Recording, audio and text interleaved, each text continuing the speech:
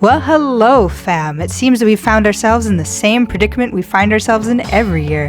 Halloween is right around the corner and we haven't even planned, never mind made, our costume. Well, fear not, because I have some ideas for you for the perfect quick fix DIY costume, and I'm also going to show you how to make them. So the first costume I have is a super simple one to pull off. It takes a little bit of DIY know-how, but otherwise it's basically just a monochromatic outfit. I decided I was going to be a crayon. I used Velcro, crafting foam, plastic cup, and felt to make this all go together. You don't have to use felt, you can use a different material. I just found it easier because you can blend the edges when you're attaching multiple pieces together. If you want to make it a little bit more identifiable as a crayon and you have a bit more time, I would suggest maybe cutting out the word. Like in my instance, the brand that I know and love and grew up with is Crayola. Of course, there are other crayon brands out there. You don't have to use Crayola. If there were any kind of like designs on the paper, you could use that. Crayola, for instance, has the little black and colored lines up at the top. I'll leave a picture somewhere around here on the screen, and I would have done that if I had had more time, but since I was on a little bit of a time constraint and wanted to make sure it's something that can be put together in a single evening, I opted out of that and just did monochromatic outfit with the headpiece that makes it identifiable as a crayon. Alright, so my second costume that I have for you this evening is of bubble tea, and this takes a little bit more of a DIY know-how just because you're doing more things to the actual clothes that you're wearing in order to achieve your costume. If the first look was maybe a 2 or 3 on the difficulty scale in terms of DIYing, this is more like a 5 or 6, just because if you're doing it the same way I did, you're playing with fabric markers. They're not as easy as you think they are to play with. First, in order to do the dress, I just took something that I could trace that was circular, that was around the right size that I thought the pearls should be, and I used it to trace out my circles and then go about filling it in. You can either see it or you can't see it, but I'm just gonna out myself right now so there's no like dirty secrets in the closet. I ran out of fabric marker. So the back is not completed yet, and I'm probably gonna have to go out and buy some more markers so I can complete it, because I would like to wear this look actually to the Halloween dinner that I'm going to at the end of this week. But basically for the dress, take a really old dress that you have lying around in your closet that you don't really wear but don't really want to get rid of, and you're okay with giving it a second life as a Halloween costume. In order to wrap up the look for the clothes before I get to the headpiece, I just paired it with some nudie shoes, more on the pink side, and I also wore a cream turtleneck to give more of an impression of maybe the cream that you get on top in certain flavors. And because I'm pink, I'm a strawberry bubble tea. So in order to construct the headpiece, I treated myself to a bubble tea. I cut the cup,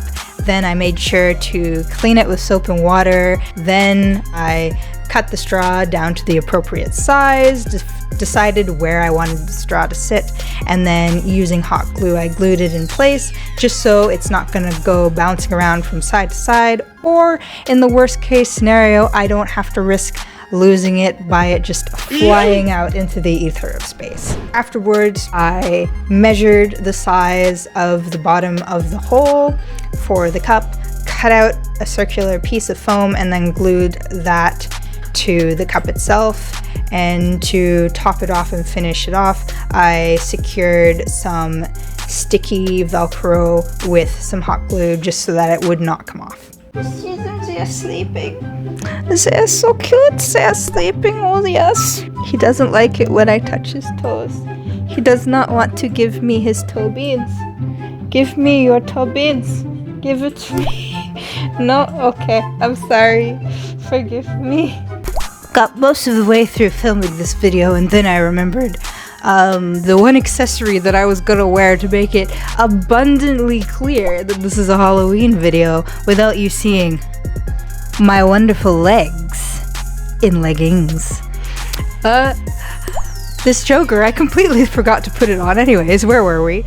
Alright, so this look is probably my favorite of the entire bunch that I had put together for this Halloween video. It just brings me right back to my childhood. So I'm a Pokemon trainer, and it's kind of fun because you can literally kind of dress up more or less however you want within reason. I took a lot of inspiration from some of the trainers, you know, the ones that wear the leggings but then have the shorts on top, like the athletic leggings and then the shorts. That's the ones that I looked at because that was the only Pokemon trainer look that I could kind of create. I just paired the leggings with the same color blazer that I've had for years from Susie Shear, the same turtleneck as in the bubble tea costume, some white boots just because I don't have my white sneakers, which would have been perfect for this outfit, and the sneakers that I do have just don't quite fit, so I went for the next best thing. And also the quintessential hat of some kind. In order to make it a little bit more Pokemon trainer-esque, I created a Pokeball from foam felt, and also I just happened to be really lucky to own this one vintage necklace that I barely wear, but I love it and I'll never get rid of it because don't they look like Pokeballs? I swear to you they do, and I thought this would be the perfect kind of way to add a whole team to my belt without making a whole bunch of Pokeballs. I just made one just so that you could see it and I could release my wonderful Gumja Pokemon into the wild and maybe train him. I don't know, he doesn't seem very interested in being a domesticated Pokemon, but that's beside the point.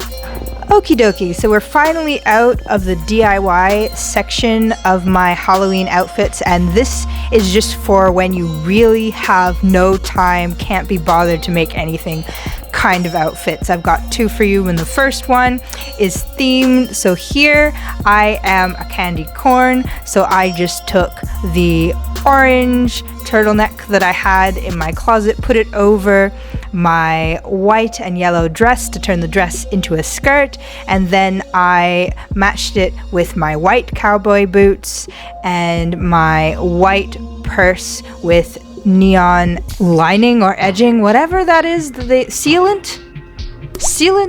Yeah, I guess it's sealant. I'll look up what it's actually called and I'll put it somewhere on the screen, but I matched it with my white purse. And this is just a really easy look to put together because as long as you have these colors in your closet, you can make it work. And the other great thing is that candy corn does not always use these three colors specifically. I'll have some up on the screen for some alternative candy corn kind of styles. It'll be a little bit more niche and people might not get it, but you'll know. And that's enough. And you'll be happy with what you've achieved. Shush! Why are you so mad? Alright, this outfit is for those of you that don't have anything in your closet that resembles any kind of character. You lost your Halloween outfit from last year and you're literally watching this video on Halloween about to run to a Halloween party.